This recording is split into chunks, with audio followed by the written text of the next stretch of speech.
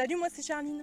Salut, moi c'est Fanny, et avec Charline, on fait partie de l'association Medios, qui elle est rattachée au Master d'animation et de communication scientifique de la Faculté des sciences de Montpellier.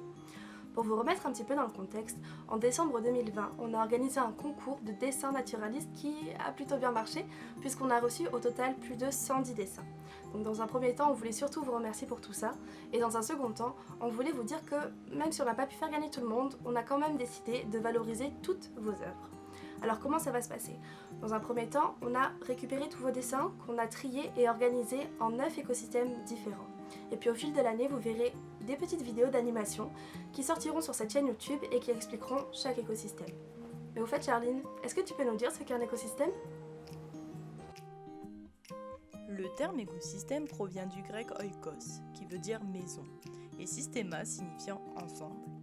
Il correspond à un environnement dans lequel les êtres vivants terrestres et ou aquatiques visibles à l'œil nu, comme la faune, la flore et les champignons, et non visibles à l'œil nu, comme les micro-organismes, vont interagir entre eux. Les vaches interagissent avec les plantes quand elles broutent de l'herbe par exemple. Les organismes interagissent également avec l'environnement physique et chimique, comme l'eau, la température, l'air, la lumière et le sol. Ainsi, les végétaux peuvent dépolluer l'eau et ont besoin de lumière fournie par le soleil et d'eau fournie par la pluie pour vivre. Trois groupes principaux sont liés entre eux et avec leur environnement pour maintenir l'écosystème en équilibre. Les décomposeurs, donc les micro-organismes, qui se nourrissent de la matière organique morte. Les producteurs primaires, donc les plantes, qui produisent de l'énergie à partir de l'énergie lumineuse. Et enfin, les consommateurs, donc la faune.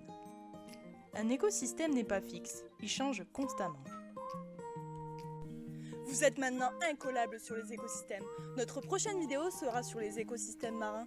Et pour en savoir plus, vous pouvez dès à présent nous suivre sur YouTube en tapant Medios Access, en espérant vous voir très nombreux.